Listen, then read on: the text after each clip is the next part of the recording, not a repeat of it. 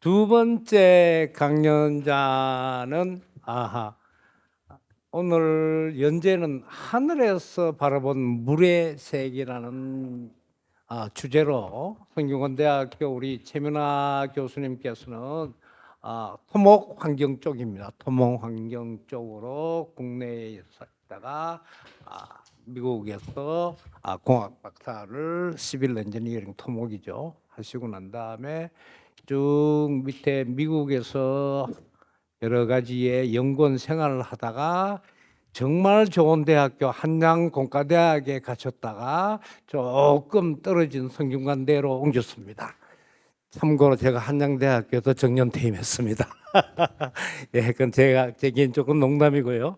예, 하여튼 오늘 최민아 교수님은 이러한 경력을 가지고 계시는데 최 교수님은 제목부터 아시겠지만 수문학과 원격 탐사 분야의 세계적인 연구자입니다. 수문 기상 현상에 대한 물리적 해석 방법과 수문 기상 인자 간의 상호작용을 규명 연구를 함으로써 수자원 분야의 위성 원격 탐사 기술을 본격적으로 도입하고 그 결과로 가뭄과 도시의 열섬 현상 등 재난재해에 대한 심도 있는 연구를 하고 계십니다. 그쪽 분야에서는 국내에서 최고이시고요. 또 연구실에는 저 선생님 눈을 보니까 어때요? 별명이 매의 눈이랍니다. 매의 눈. 아마 매의 눈으로 하늘에서 바라본 물의 세계가 아닌가 저는 저렇게 생각을 하는데요. 매의 눈인데 교수님은 논문의 작은 오류나 오타, 일상생활에서 작은 미세먼지까지도 빠짐없이 정확하게 찾아낸다는데요. 힘들 것 같아 주위에. 그죠? 세심한 관찰력으로 자연을 깊이 사랑하시는 교수님이 지속 가능한 생활 방식은 연구에도 반영되어서 환경적 가치를 중요시 한답니다. 그리고 환경을 매우 사랑하시고 취미는 로드 바이킹이랍니다. 로드 바이킹을 하시면서 그냥 바이크만 타는 게 아니고 생태학적 연구 주제에 대한 거기에서 환경에서 바깥에서 바이킹하면서 새로운 통찰력을 얻으신다고 우리 제자분들이 정치적인 발언을 했습니다. 제자들이 선생님을 저렇게 사랑하고 또 가족분들께서도 가족 사랑과 지지를 받는다는데요. 그래서 후배 연구자들은 대개 영감을 주는 분으로 알고 계시는 제 개인적으로는 내가 최민아 교수님의 제자라면은 힘들 것 같아. 그죠? 매 눈으로 모든 걸 작은까지 이래 지적질을 할 것 같아. 그죠? 안 그래요? 안 그런가? 학생들이 몇 명은 눈을 깜빡거리면서 동의하는 것 같아요. 자, 오늘 우리 최민아 교수님의 별명도 참 특이하고 선생님께서 그의 눈으로 하늘에서 바라본 물의 세계에 대해서 강연을 해주셨습니다. 우리 최 교수님 몇일 때 다 일어나 주시죠. 일어나서 큰 박수를 맞이해 주시기 바랍니다.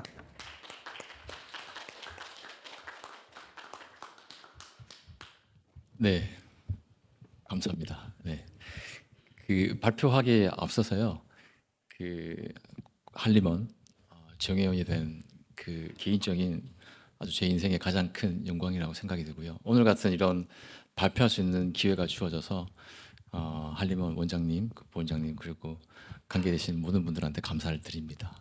그리고 사실은 제가 그 뭐 학회나 이런 데 가면 발표는 많이 하는데 사실은 이렇게 발표를 하기가 사실은 조금 부담이 너무 많이 되더라고요. 사실은 어젯밤에 잠을 잘 못 잤는데 좀 제가 지금 15년 근무를 했습니다. 그리고 앞으로 16년 정도 남았는데요. 지금 이런 기회가 제 개인적으로는 한번 터닝 포인트가 아닐까라는 생각이 듭니다. 그래서 제가 그 이제 전에 발표하셨던 분들 뭐 이런 것들 자료를 좀 봤었는데 너무 쟁쟁한 분들이 많으셔서 그래서 제가 진짜 이런 거를 해야 되나 약간 저한테 약간 의문을 들었었는데요. 제가 이 회원분들 이렇게 보니까 사실은 수공학, 수문학에 대한 회원분들이 안 계신 것 같아서 제가 그 물의 세계 그리고 수문학, 수공학에 대한 내용들을 제 나름대로 조금 쉽게 이렇게 소개하려고 발표 자료를 준비를 했습니다. 물론 내용은 되게 많이 광범위하고 깊이는 깊고요. 그리고 수문학도 사실은 분야가 워낙 다양하기 때문에 제가 말씀드리는 내용은 아주 빙산의 일각이라고 생각하시면 될 것 같습니다. 그래서 제목은 제가 하늘에서 바라본 물의 세계라는 제목을 지어봤습니다. 저는 아까 말씀드렸던 소개받은 대로 한양대학교에서 5년 근무하다가 지금 성균관대학교에서 지금 근무하고 있고요.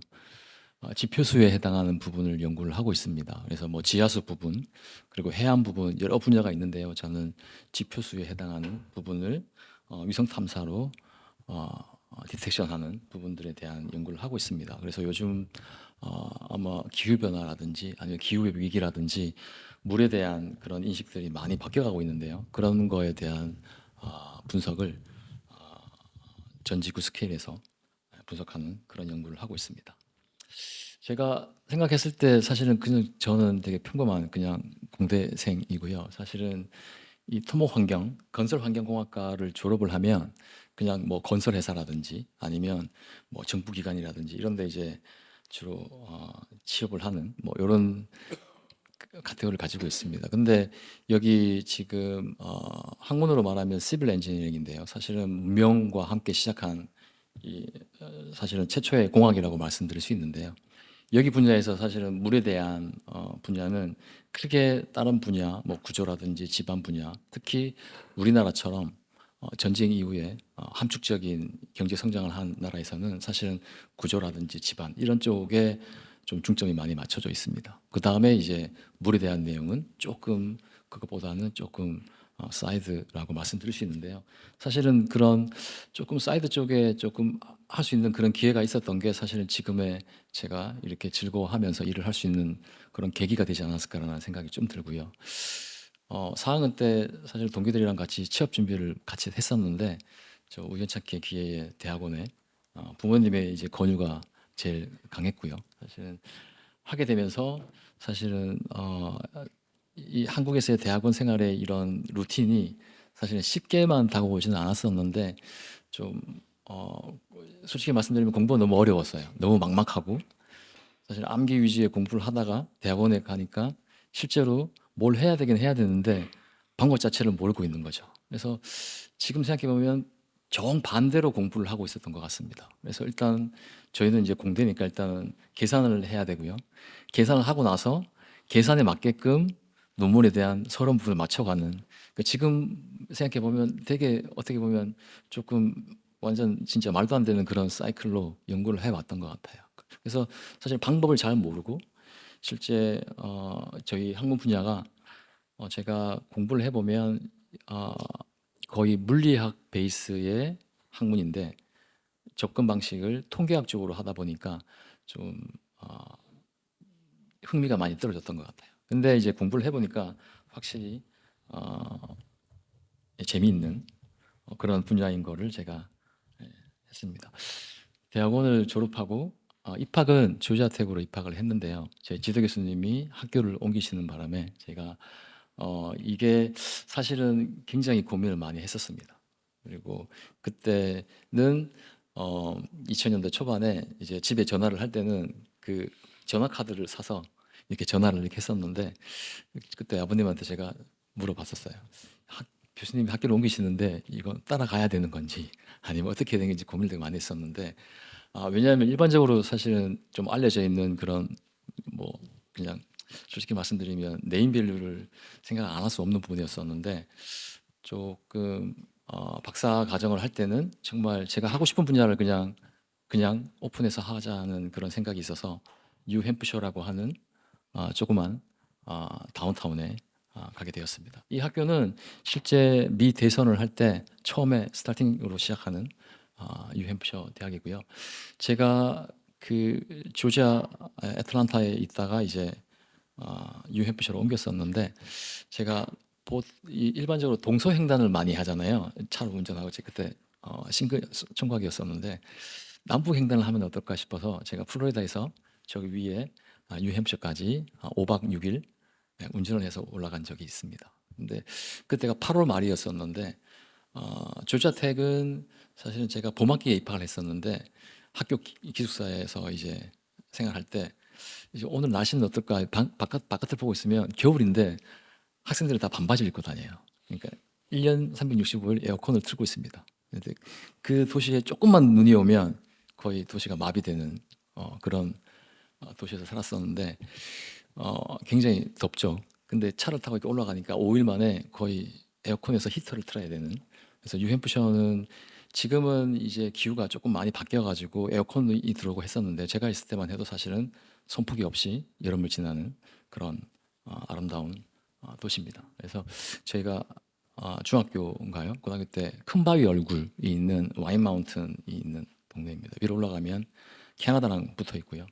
그래서 그게 조그만 시골 학교에서 되게 재미있게 공부를 했었던 것 같습니다. 그래서 일반적으로 압박을 되게 많이 받잖아요. 프레셔를 되게 많이 받잖아요. 사실은 뭐 일반적인 공부를 해야 되는 그런 프레셔를 했었는데 일단 제 경험에 비춰서 말씀드리면 제가 학생들한테도 가끔씩 얘기를 하는데 정말 한번 빠지면 그거밖에 보이지 않는.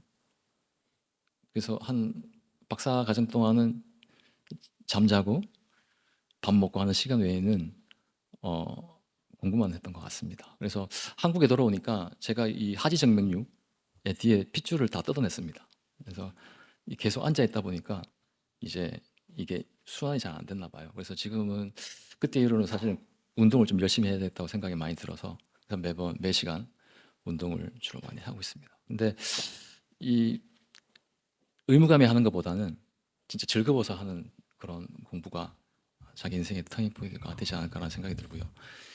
꼭 이걸 해서 내가 뭐 어떻게 되겠다는 생각보다는 그동안 제가 알지 못했던 거에 대한 그런 거에 대한 신세계에 대한 생각이 세상을 보는 시각 자체가 너무 많이 넓어졌다는 생각을 많이 가지고 있었습니다. 그래서 제 학생들한테는 이런 이야기를 되게 많이 했었고요. 지금 벌써 한 15년 이렇게 생활을 하고 있습니다. 그래서 여기 계시는 박사님이 저희 지도 교수님이시고요. 예,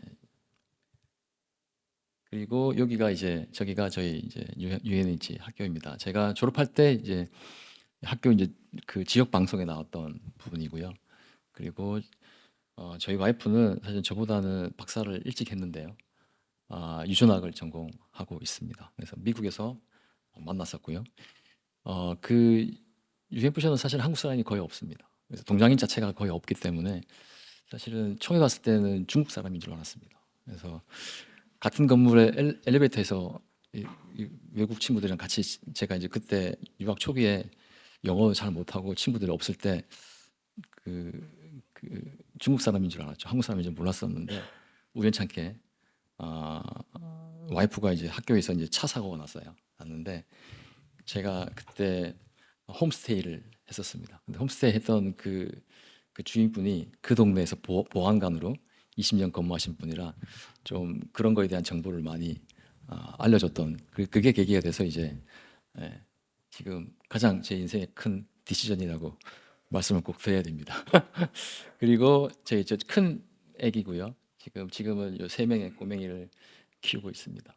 지금 다들 저희 큰 애는 지금 고등학교 2학년인데 저랑 똑같은 전공을 하고 싶어 하고 있습니다. 그래서 어릴 때부터 뭐 위성 영상을 보고 그림을 그리고 뭐 가뭄 지도를 그리고 했던 그런 기억이 있습니다. 제가 학교 때 많이 데리고 다니려고 많이 했었고요.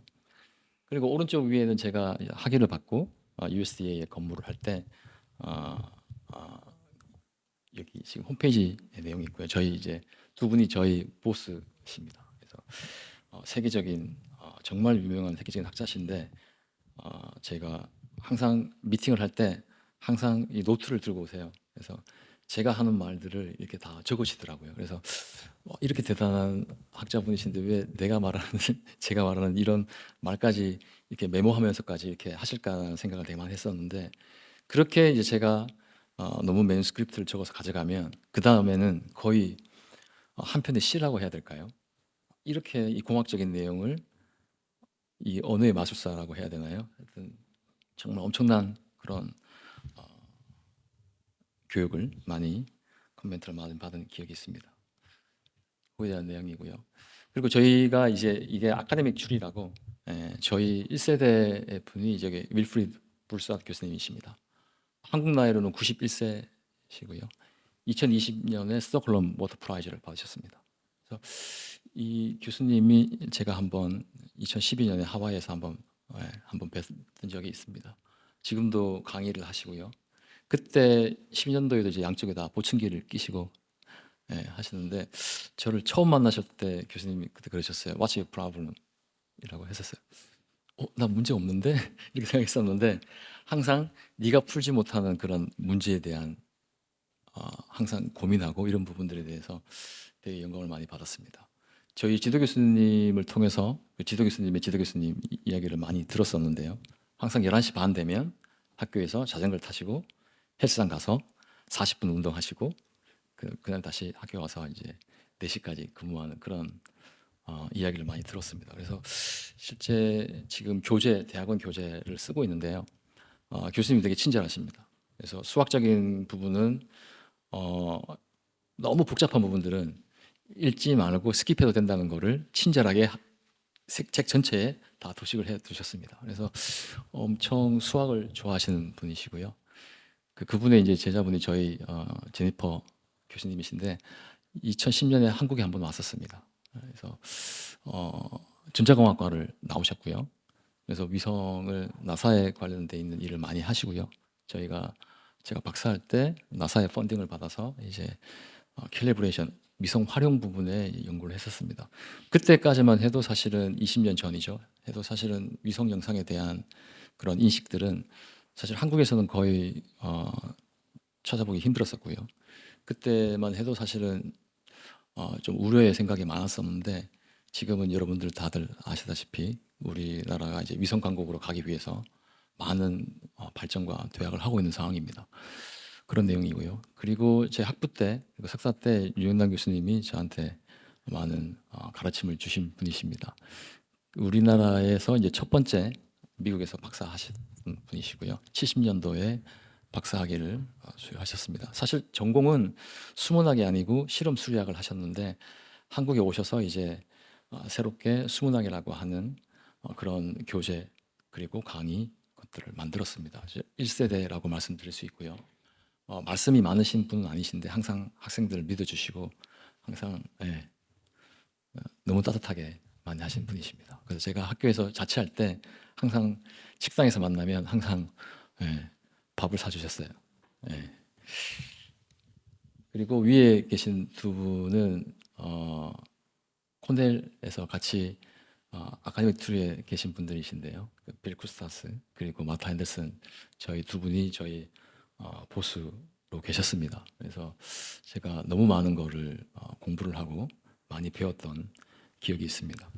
사실은 시민권이 없으면 사실은 정부기관의 취업이 힘든 어떤 상황인데 사실 운이 좋게 저희가 근무를 2년 가까이 했었고 그때 근무할 때 제가 제 인생에서 가장 똑똑하다고 착각하면서 살던 시기였던 것 같습니다. 그래서 그 방에 이제 연구실에 2명씩 이렇게 근무를 했었는데 어떤 친구, 그 친구가 덴마크에서 온 친구였었는데 아침에 8시에 되면 계속 그 타이핑 소리가 너무 많이 심하게 이렇게 빨리 소리가 나요. 그래서 쟤는 왜 계속 아침에 왜 이렇게 메신저를 하고 있지? 계속 뭐 지금 말하면 카톡처럼 메신저를 하고 있지라는 생각을 했었는데 하나는 하도 이제 시끄러워서 제가 가서 이렇게 뒤에 보고 있었는데 그 빛의 속도의 타이핑으로 코딩을 짜고 있었습니다. 그래서 엄청나게 똑똑한 친구들이 많았던 그런 기억이 있고요. 그 친구의 그런 뭐 여러 가지 그런 결과물을 가지고 사실 한국에 계신 분들이 많이 활용했다는 얘기를 되게 많이 들었습니다. 그래서 조금 제가 봤을 때는 그런 것들이 저한테 많이 교훈으로 많이 남지 않았나 생각이 들고요. 제가 지금 여기 물에 대한 내용을 조금 말씀을 드리려고 하는데요. 조금 극히 조그만 이제 분입니다. 지금 여기 직경으로만 따지면 사실은 물의 양은 너무 작습니다. 그래서 일반적으로는 물이 너무 많지 않아 바다도 너무 넓고 뭐 거의 다 생각하시는데 일단 직경으로만 보면 전 지구의 물은 저기 큰 원밖에 되지 않습니다. 그리고 저희가 쓸 수 있는 물은 여기 물이죠. 이게 빨갛게 되어 있는 여기가 플로리다고요. 이 물이 거의 호수와 강 하천에 있는 물입니다. 그래서 물의 양이 굉장히 유한하다는 거를 여기 이제 상대적으로 표시를 할 수 있는데요. 근데 우리는 제가 어제 수업 시간에도 학생들한테 물어보면 물이 귀한지를 잘 모르고 있습니다. 제가 물을 공부하고 있는 사람이지만 저도 한 10년 전이었나요? 베트남에 가서 이제 이게 피트병에 물을 마시다가 그냥 물이 조금 남으면 우리는 그냥 생각 없이 그냥 이렇게 길에다 버리든지 이렇게 버리잖아요. 그러니까 베트남 사람들이 되게 싫어합니다. 이 아까운 물을 그렇게 함부로 버린다.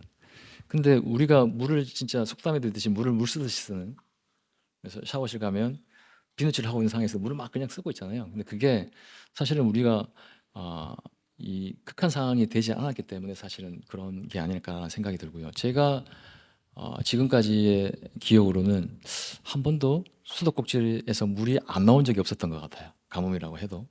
근데 사실 작년에 굉장히 심한 가뭄이었거든요. 근데 수돗물을 틀면 물은 항상 나오고 있습니다. 그러면 사람들이 뭐 문제 없는 거 아니야? 내가 사는데. 근데 예를 들어서 미국이나 다른 나라처럼 뭐 제한급수를 한다든지 그런 경험이 있으면 생각 자체가 완전 조금 바뀔 거예요. 근데 실제로 이런 내용들을 보면 조금 많이 경각심을 가져야 됩니다. 작년에 유럽에서 봤던 홍수 부분이고요. 그리고 오른쪽은 가뭄에 대한 내용입니다. 지금 이게 균형이 맞지 않고 있는 거죠. 그래서 수문학이라고 하는 과목은 물숫자에 그럴 문을 쓰고 있습니다. 그래서 이게 공학적인 관점이 맞냐 아니면 지구과학적인 관점이 맞냐라고 말하면 제가 봤을 때는 조금 지구과학 쪽에 좀 가깝지 않을까라는 그런 생각을 해보고요.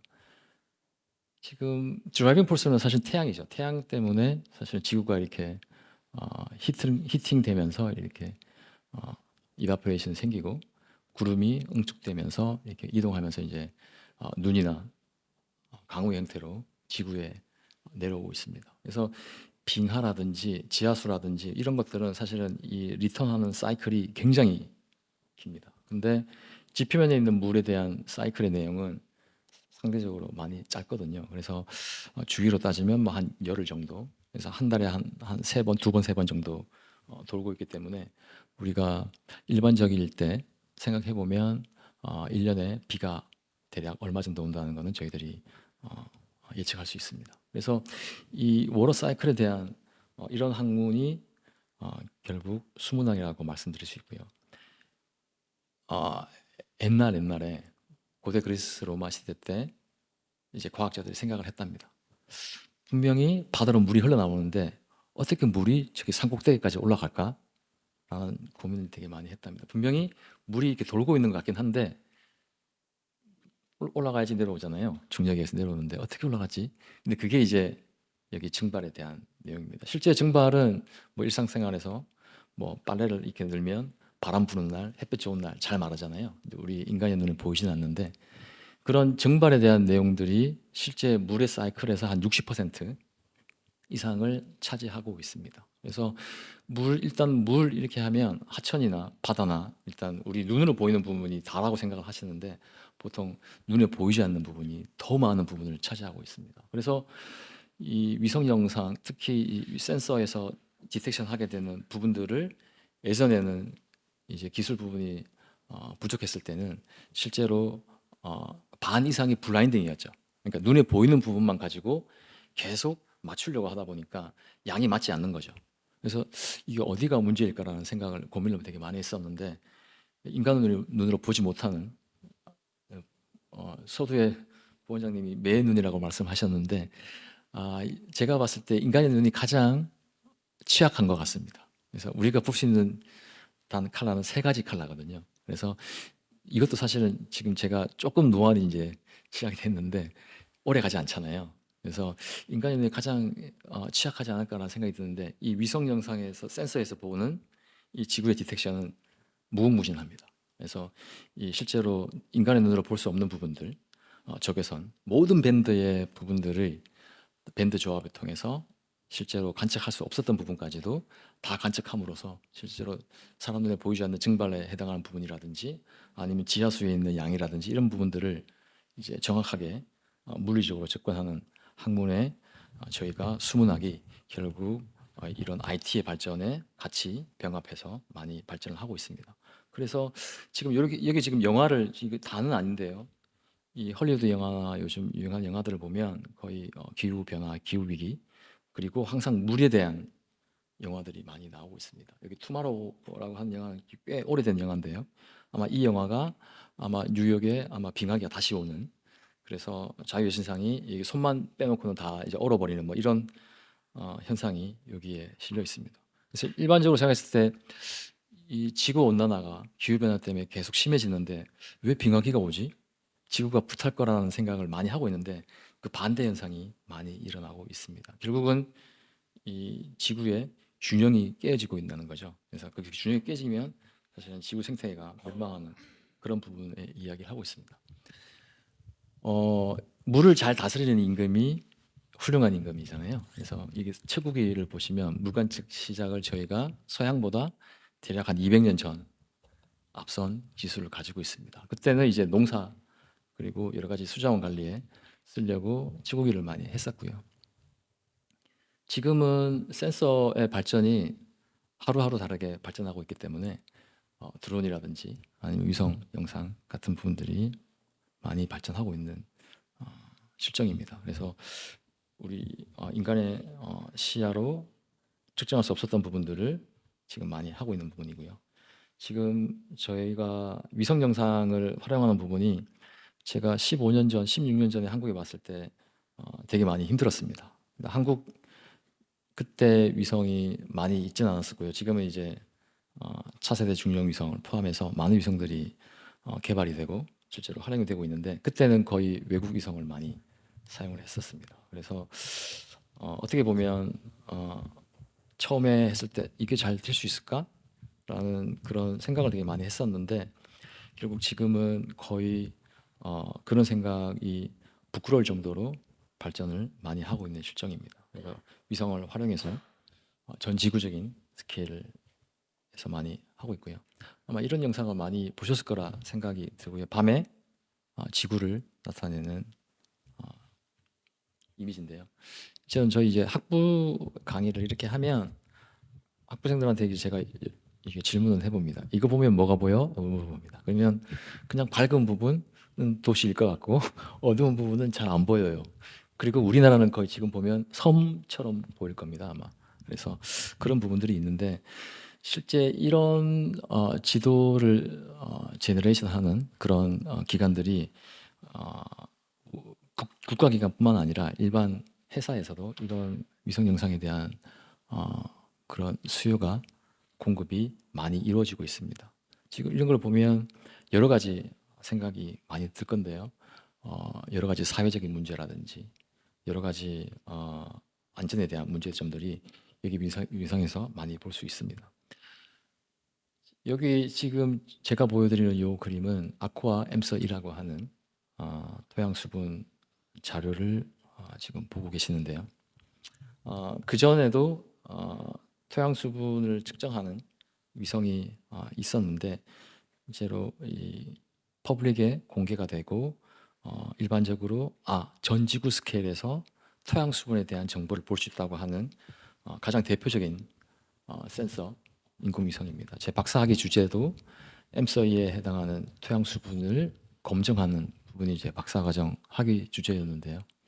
지금 이런 지도가 사실은 그전에는 저희들이 볼 수 없었던 부분들이 되게 많이 있습니다. 그래서 제가 지구에가 있다면 물의 양이 굉장히 작잖아요. 근데 그 작은 양 중에서도 토양 수분은 1%가 채 되지 않습니다. 그래서 일반적으로 이게 땅이 메말라 있으면 저희가 주전자에 물을 담아서 이제 땅에다가 이제 물을 주면 색깔이 바뀌잖아요. 약간 진하게 바뀌는데 그 바뀌는 밝기 온도를 가지고 지표면에 있는 토양 수분이 어떻게 상태가 되는지를 파악하는 그런 원리로 디텍션하는 부분들이 있습니다. 물론 센서 종류가 다양하기 때문에 다양한 알고리즘을 가지고 있는데요.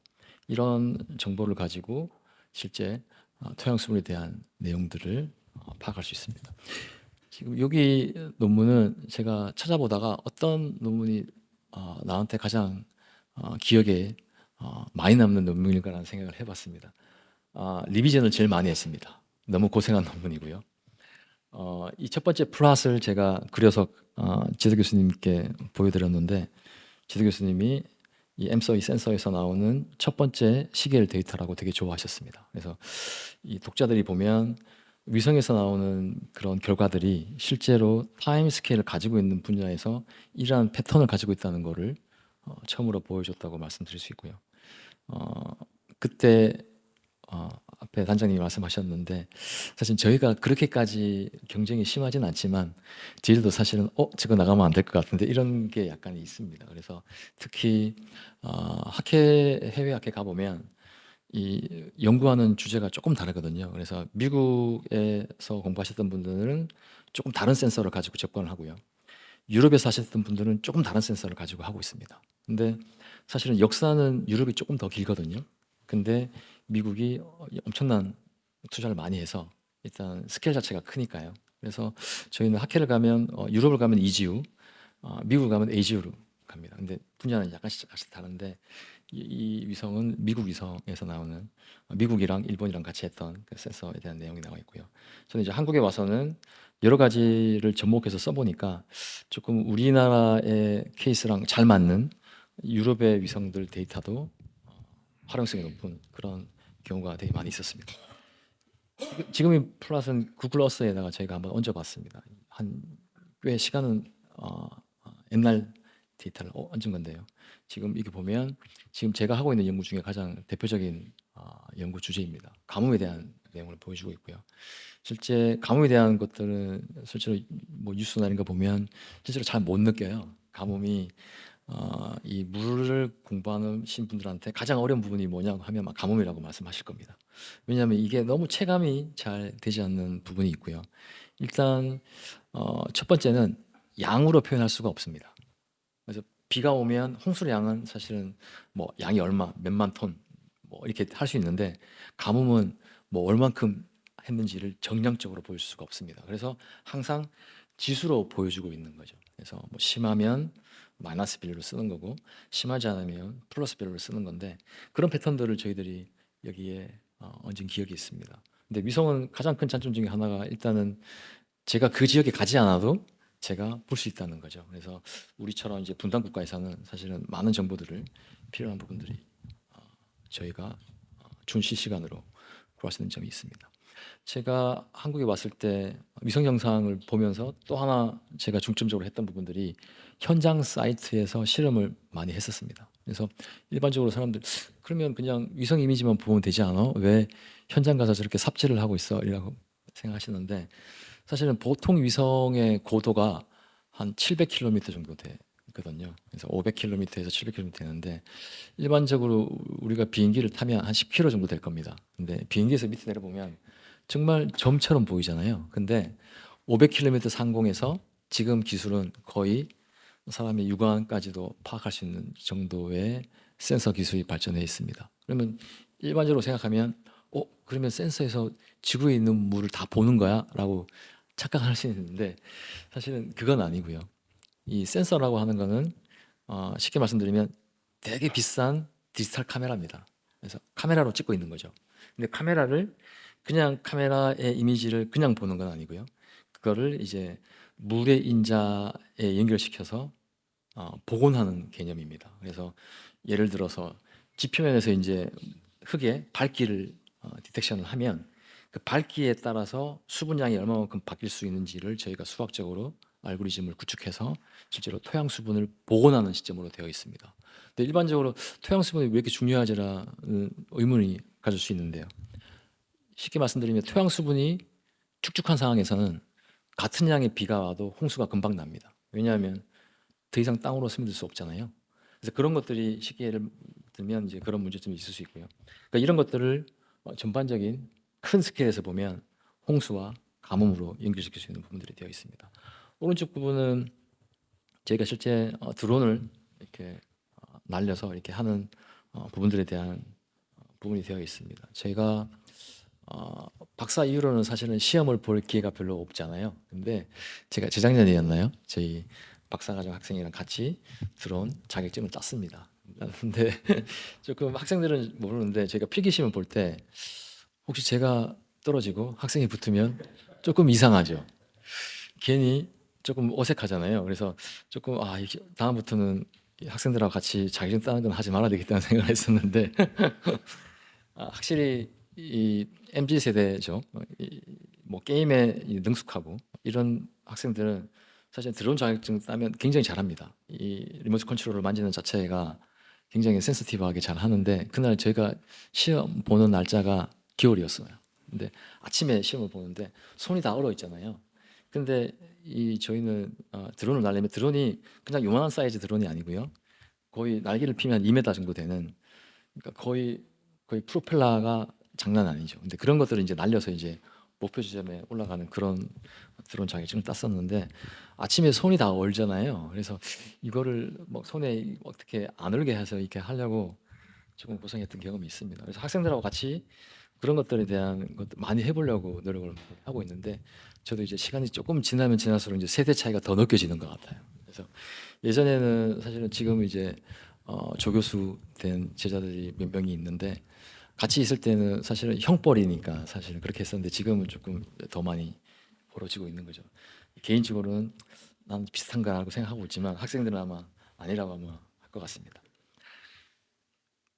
토양 수분에 대한 부분들이 제가 말씀드렸던 필드웍에 대한 부분들을 제가 많이 노력을 많이 기울였습니다. 사실은 되게 힘든 부분이고요.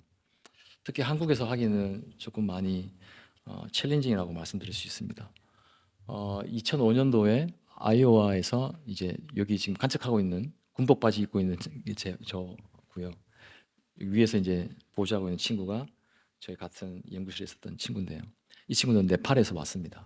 그래서 네팔에 랜드 슬라이드가 많이 일어나기 때문에 그 랜드 슬라이드 일어나는 그 주 원인이 토양 수분 때문에 랜드 슬라이드가 많이 일어난다고 해서 저 친구가 지방공학을 전공했는데 전공을 바꿔서 저희처럼 물로 이제 박사를 받았습니다. 제가 와서 이 똑같은 시스템을 한국에 하려고 많이 했었고요.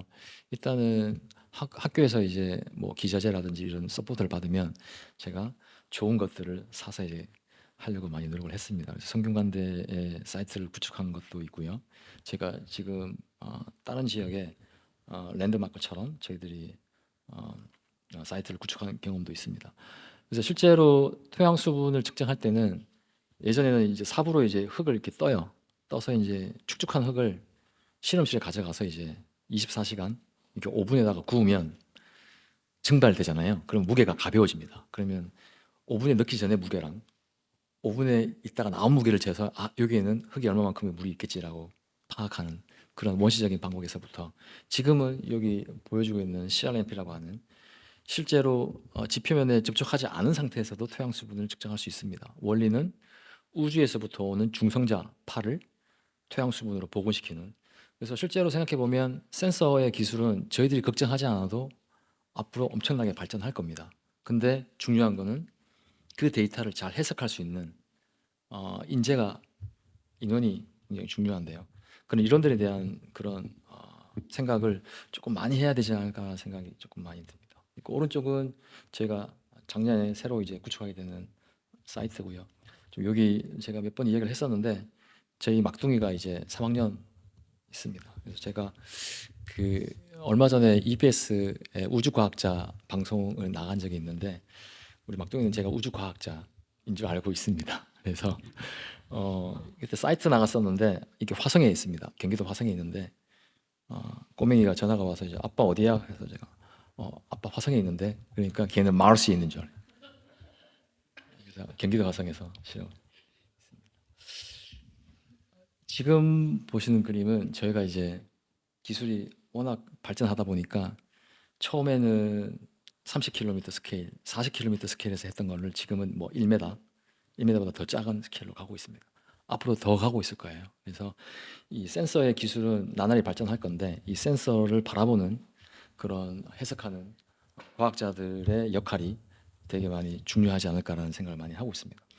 실제로 우리가 제가 서두에 말씀드렸지만 우주 강국으로 가기 위해서 지금 하드웨어 쪽에 엄청나게 많은 열성과 노력을 기울이고 있습니다. 근데 제가 봤을 때 상대적으로는 소프트웨어 쪽은 조금 약한 실정이거든요. 그래서 외국의 이 사례를 보면 실제로 위성 센서를 론칭하고 쏘아 올리는 것도 중요한데 그거를 어떻게 잘 활용할 수 있느냐에 대한 그런 부분들이 더 많이 활용성이 더 많이 중요하게 집중되고 있습니다. 그래서 우리나라도 이제 앞으로는 활용 쪽에 더 많이 해야 되지 않을까 생각을 많이 하고 있고요. 지금 여기 그림은 여기 밑에 용인에 있는 이동 저수지라고 하는 부분입니다. 그래서 이동 저수지가 실제로 가보면 상당히 크거든요. 근데 우리나라에 대략적으로 한 2만 개 이상의 저수지가 있습니다. 우리나라 국토에 있는데 관측한다든지 실측하고 있는 데이터는 거의 많이 없습니다. 그래서 이 위성 영상을 활용하게 되면 실제로 국토 면적에 얼마만큼의 물이 있고 그 물의 양들을 저희가 효과적으로 활용해서 저희 국민의 편익에 도움이 되는 뭐 이런 식으로 저희들이 접근할 수 있고요. 또 토양 수분이 메마르면 저희가 항상 많이 일어나는 산불 그리고 랜드슬라이딩 같은 그런 자연재해도 저희들이 론칭을 많이 하고 있습니다. 이 그래프는 제가 말씀드리면 제가 디지털 카메라라고 말씀드렸잖아요. 근데 위성은 사실은 2차원이거든요. 그래서 2차원인데 저희들이 원하는 양은 저수지에 담겨져 있는 물의 양, 결국 볼륨의 가치가 중요한 건데 이런 것들을 위성 영상에서 저희들이 2차적으로, 3차적으로 저희들이 끄집어내는 그런 부분들에 대한 내용입니다. 그래서 실제로 그 지역에 가서 저수량을 측정하지 않아도 위성 영상 2차원 데이터만 가지고도 3차원으로 복원할 수 있는 그런 가능성을 저희들이 보여주는 그래프라고 말씀드릴 수 있습니다. 수질에 대한 부분도 많이 저희들이 하는 부분들이고요. 실제로 가뭄이 심해지면 수질도 악화되는 그런 부분들을 저희들이 활용하는 부분들에 대해 있습니다. 제가 건설 환경공학부에 있으면서 식생이 그렇게 중요할까라는 생각을 되게 많이 했었던 적이 있습니다. 되게 부끄러운 생각이죠, 사실은. 근데 이 지구상에 존재하는 이 식생에 대한 영향은 아마 인간의 삶과 가장 밀접해 있는 부분이 아닐까라는 생각이 많이 드는데요. 이 식생, 그러니까 베지테이션의 분포 현황에 대한 것들도 지구 관측에서 가장 중요한 부분입니다. 한 가지 예로는 뭐 농작물이라든지 여러 가지 수확량과도 연결되어 있고요. 일단 이 수문 사이클에서 가장 중요한 부분이라고 말씀드릴 수 있습니다. 이런 것들이 이제 가뭄 그리고 여러 가지 다른 재해와 연결되어 있습니다. 마지막 부분은 저희가 지금 이 연구하는 이제 연구원이 이제 석사를 졸업했었는데요. 하고 지금 오늘 왔는데 급성 가뭄이라고 하는 부분이 요즘 많이 이슈가 되고 있습니다. 그래서 이 실제로는 홍수가 되게 빨리 나잖아요. 정말 짧은 시간에 나는데 제가 우스갯소리로 학부생들 수문학 들으면 우리가 계곡에 가서 놀고 있다가 비가 오기 시작하면 빨리 대피를 해야 된다고 얘기를 하고 있습니다. 우리나라는 정말 빨리 이 홍수가 나거든요. 근데 상대적으로 가뭄은 조금 천천히 가고 있지 않나라는 생각을 많이 하고 있었는데 요즘은 그런 패턴도 많이 깨어지고 있습니다. 그래서 지금은 아마 이게 기후랑 관련이 많이 되어 있을 건데요. 사실은 그 기후 위기를 되게 안 좋게 생각하시는 분도 계시고 하나의 지구 현상이 아닐까라고 생각하시는 분도 계십니다. 그래서 우리가 데이터 예를 들면 남극에 있는 빙하를 추출해서 50만 년 전에 어떤 데이터가 있을까라는 그런 연구를 한 거를 대표적인 예를 들면 실제로 50만 년 동안 우리가 빙하기가 한 4번, 5번 정도 있었습니다. 그리고 그 사이에는 간빙기가 있었던 거죠. 근데 지금 우리는 간빙기에 살고 있습니다. 그리고 언제 또 빙하기가 올지 모르지만 그리고 간빙기 때는 지구의 온도가 이렇게 올라가고 있는 거죠. 그래서 우리나라만 봐도 사실은 한 100년 정도 동안 한 1도 정도 증가를 했습니다. 그러면 일반적으로 1도면 뭐 문제 없는 건 아니야라고 생각하지만 평균 온도가 1도 올랐다는 것은 엄청난 겁니다. 생태계에 엄청난 영향을 미칠 수 있고요. 이런 것들이 계속 가속화되면 뭐 작년처럼 중부지방은 홍수, 남부지방은 가뭄 이런 패턴들이 계속 많이 일어날 거예요. 그래서 실제 인간 활동에 제약을 주는. 그래서 지금 이렇게 보면 아마 제 생각에는 일반인도 봄옷이랑 가을옷이 필요 없을 것 같아요. 반팔 입고 있다가 한 2주 있으면 파카 입어야 됩니다. 그래서 그런 현상들이 계속 이제 더 심각하게 갈 건데요. 그런 거에 대한 자각들을 제가 학부 강의를 할 때 특히 많이 강조를 하고 있습니다. 그래서 이 공학적인 관념이지만 실제로 물에 대한 생각 자각들을 조금 많이 해야 되지 않나 하는 걸 소개를 많이 하고 있고요. 지금 여기 보시는 그림은 이제 센서의 하액을 보고 있는데 지금 댐이 이렇게 건설되어 있는데 댐이 이제 댐 브레이크라고 하는 댐이 파괴되면서 어떠한 현상이 생기는지를 위성 영상 센서로 저희 디텍션하는 부분들이 되어 있습니다. 그리고 여기 미세먼지에 해당하는 부분이고요. 항상 봄에 미세먼지가 많이 나잖아요. 그리고 황사에 대한 부분도 많이 나는데 이 황사 그리고 미세먼지가 조금 사그라들기 시작했을 때가 아마 코로나 때였던 것 같습니다. 그래서 코로나 때 이동 자체를 많이 못하게 하니까 실제로 자연 생태계가 다시 복원되는 그런 날씨도 좋아지고 미세먼지도 없어지는. 근데 지금 다시 황사 미세먼지가 많이 일어나고 있는데요.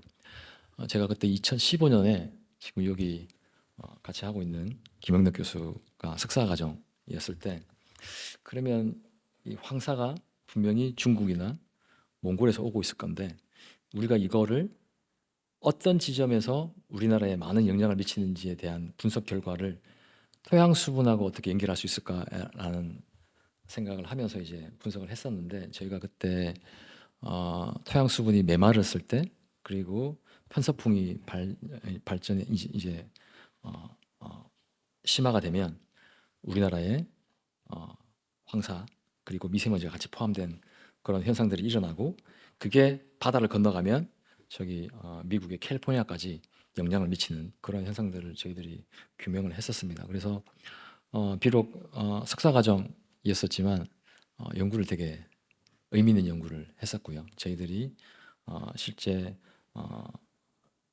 황사와 토양 수분과 그리고 다른 인자들과의 그런 수식을 저희가 제 생각에는 아마 최초로 저희들이 이퀘이션을 개발해서 논문에 실었던 적이 있습니다. 그리고 식생에 해당하는 부분, 증발산에 해당하는 부분들이 있고요. 저희가 처음에 말씀드렸던 브루스 교수님의 별명이 미스터 이바포레이션입니다. 그래서 증발. 제가 학생들한테 지구의 원리는 뭔가라 물어보면 학생들이 그냥 멈칫멈칫하는데 저는 지구, 우리가 살고 있는 이런 시스템 자체의 그 가장 큰 규명이 이바포레이션이 아닐까라는 생각이 하고 있습니다. 그래서 지구상에 이 존재하는 물, 종교적으로 말씀드리는 게 아니라 과학적으로 말씀을 드리면 그런 현상들 때문에 우리가 사는 이런 생태계가 존재하지 않을까라는 생각이 들고요. 지금 이 생태계에 해당한 것들이 이제 인간 활동으로 많이 병들고 힘들어 있는 상태인 것 같습니다. 그래서 거기에 대한 대응 방안을 조금 더 심도 있게 연구를 하는 분야가 제가 해야 되는 분야라고 생각이 들고요. 제가 디시전 이 강의를 하면서 어떤 결정적인 부분에 대해서 말씀을 드리면 학생들한테도 이제 가끔씩 제가 드릴 말씀인데 자기가 좋아하는 걸 하면 하지 말라고 해도 사실은 더 열심히 합니다. 그래서 하기 싫은 걸 억지로 하기보다는 자기가 그렇게 몰두할 수 있는 그런 부분들 그리고 학생들에게 이제 이야기하는 것 중에 하나가 항상 운동을 열심히 하라고 이야기를 많이 하고 있습니다. 그리고 제가 요즘 좀 잔소리를 조금 많이 하고 있는데요. 탄수화물을 줄이라고 많이 잔소리를 하고 있습니다. 그래서 대학원 생활을 하면 저도 그랬었는데요. 사실은 살이 조금 찌거든요. 계속 자리에 앉아 있으니까. 그래서 탄수화물을 줄이고 운동을 많이 하라고 얘기하는데 쉽게 되는 부분은 아닌 것 같습니다. 그래서 저도 예전에 담배를 폈었는데 항상 부모님이 담배 언제 끊어? 그러면 석사 졸업하면 끊을게요. 박사 졸업하면 끊을게요. 그렇게 했었는데 결국 어느 시점이 되면 끊어야 되는 시점이 있습니다. 그래서 좀 그런 부분들에 대한 내용이 좀 많고요. 저희가 연구실이 그렇게 오랫동안 있었던 연구실은 아닌데 15년 동안 학교에 간 친구들이 좀 많이 있습니다. 그래서 그 친구들 그리고 정부 기관에 간 친구들 그리고 해외 기관에 있는 친구들 한국에 있는 친구들이 좀 있고요. 지금 현재 있는 재학생들은 이렇게 있습니다. 그리고 지지난주인가요? 저희가 4월 중반에 이지우 학회를 갔다 왔던 거 있고요. 밑에 사진은 제가 한양대 있을 때 저희 외국 학생이 파키스탄에서 온 학생이 있었는데 그 파키스탄 학생이 바다를 본 적이 없다고 해서 저희가 부산의 자갈치 시장을 같이 간 적이 있습니다. 그 친구들이 그 사진을 제가 찾다가 그렇게 오래된 시간은 아닌데 사실은 그냥 일상생활을 하면 잘 안 보잖아요. 사진 안 보고 하는데 이번 기회로 사진을 많이 봤습니다. 그런 좋은 부분이 있고요. 뭐 모든 분들이 다 똑같지만 사실은 지금까지 이렇게 같이 해줄 수 있는 가족에게 가장 감사의 말씀을 드립니다. 그냥 말썽도 많이 피고 사실은 뭐 특별할 것도 없는 상황이고 한데 끝까지 이런 학문의 길을 걸을 수 있게 해주신 부모님한테 감사의 말씀을 드리고요. 그리고 제가 이름이 조금 여자 이름 같은 경우가 있습니다. 근데 처음에는 초등학교 때는 사실 좀 싫었습니다. 근데 제가 이름 하자가 물 하자거든요. 아버님이 지어주신 이름인데 조금 제가 같은 반에 그 여자친구가 이름이 미나였어요. 그래서 지금 유치원 다닐 때 저희 막둥이 같은 반의 친구도 민하입니다. 그래서 제가 그 미나라는 이름, 근데 아버님이 이렇게 이름을 이렇게 이쁘게 지어주셔서 제가 조금 처음에 싫었는데 그래서 물을 공부하라고 이렇게 이름을 지어주셨나라는 생각이 있고요. 여기 밑에 그림은 저희가 코로나 때 사실은 인원 제한이 있었잖아요. 그래서 아버님 파순 잔치를 이렇게 조촐하게 했었는데 이런 거 했습니다. 아버님은 대학에서 국어를 가르쳤습니다. 교양학부에서 국어를 가르치셨고요. 그래서 좀 그런 영향을 많이 받지 않을까 생각이 들고요. 그 다음에 제가 전공은 다른데 한양대에서부터 같이 제가 존경하는 이재성 교수님이십니다. 그래서 분야는 다른데 항상 저에게 연구에 대한 그런 영감을 많이 주시고요. 생물학과 유전학을 전공하시는 분이신데요. 그래서 좀 제가 이 자리를 빌어서 감사의 말씀을 드리고 싶습니다. 마지막 그림은 오른쪽이 사실은 제가 이 사진을 넣을까 말까 했었는데 저희 아버님 가수원에 제 식수가 있습니다. 제가 2009년에 한양대 임용됐을 때 아버님이 이렇게 만들어 주셨고요.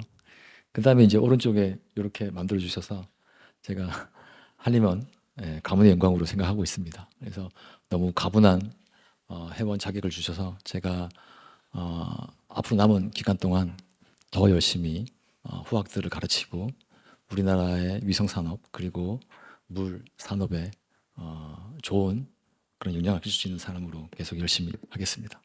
저 부족한 발표 여기까지 하겠습니다. 감사합니다. 예, 시간을 딱 맞춰 주셨네.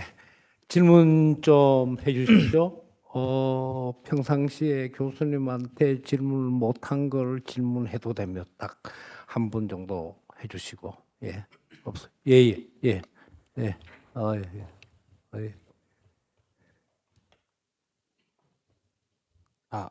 예, 교수님. 저는 성균관대학교 박사 수료생 조성근이라고 합니다. 그 교수님이랑 제가 이제 전 현역 제자여서 많은 대화를 나눴지만 문득 저도 오늘 발표 들을 준비를 하면서 생각을 해보니까 교수님께 되게 교수님 걸어오신 길을 제가 어떻게 보면 많이 알고 있는데 그 길 속에서 좀 쉬운 일도 있었고 어려운 일도 있었을 것 같은데 또 매 순간 선택이고 도전이셨을 것 같은데 어떻게 보면 가장 크리티컬했던 중요했던 그 선택과 도전의 순간이 언제셨는지 좀 여쭤보고 싶습니다. 좀 많이 있었던 것 같습니다. 순간순간이 많이 있었던 것 같긴 한데 사실은 논문을 쓰다가 사실은 예를 들면 리젝 행진을 하고 있는 때가 있죠. 사실은 리젝의 행진을 굉장히 많이 하고 있습니다. 그러면 제가 오래 걸렸던 논문 한 2년 3년 계속 리젝의 길을 걸었던 적이 있습니다. 그래서 저희 분야는 사실은 사이언스 네이처 쪽에 쓰기는 쉽지는 않습니다. 모든 분야가 다 그렇지만 근데 그럴 때마다 사실은 조금 다른 쪽으로 좀 생각을 많이 했습니다. 예를 들면 스트레스 너무 많이 받을 때는 사실은 진짜 아무 생각 없이 그냥 자전거를 탄다든지 아니면 그냥 헬스장 가서 운동한다든지 조금 다른 쪽으로 조금 하려고 많이 했습니다. 그리고 일반적으로 그러면 뭐 교과서에 나와 있는 것처럼 뭐 책을 본다든지 뭐 이런 부분이 있을 수 있지만 저는 운동으로 많이 풀려고 많이 했습니다. 그래서 몸을 많이 움직이는 게 실제로 두뇌 활동에도 좋지 않을까라는 생각이 많이 들었고요. 실제 대학원 생활을 해보면 자꾸 체형도 자꾸 바뀌잖아요. 거북목이 되고 자꾸 나도 모르는 사이에 내가 이렇게 변해 있었나? 엘리베이터 거울을 보면 누구지? 라고 하는 생각이 들 만큼 근데 조금 자기 관리를 많이 해야 되겠다는 생각을 많이 하고 있습니다. 그래서 일을 쪽에 스트레스 받으면 자기가 좋아하는 분야를 하나 만들어 놓는 거 있는 거죠. 그래서 거기에 또 몰두할 수 있는 부분. 그래서 그런 부분에 조금 많이 할애를 했었던 것 같습니다. 지금은 사이클을 타지는 않습니다. 지금 사이클을 안 한 지가 조금 됐고요. 사이클을 같이 하시는 분들이 좀 사고 많이 나고 해서 제가 특히 조금 지금 이렇게 다치면 안 되잖아요. 그래서 사이클을 하고 있지는 않는데 그런 것들에 한번 이렇게 몰두하게 되면 아마 다른 쪽에도 조금 더 많은 아이디어를 얻지 않을까라는 생각을 많이 하고 있습니다. 감사합니다. 예, 예. 예.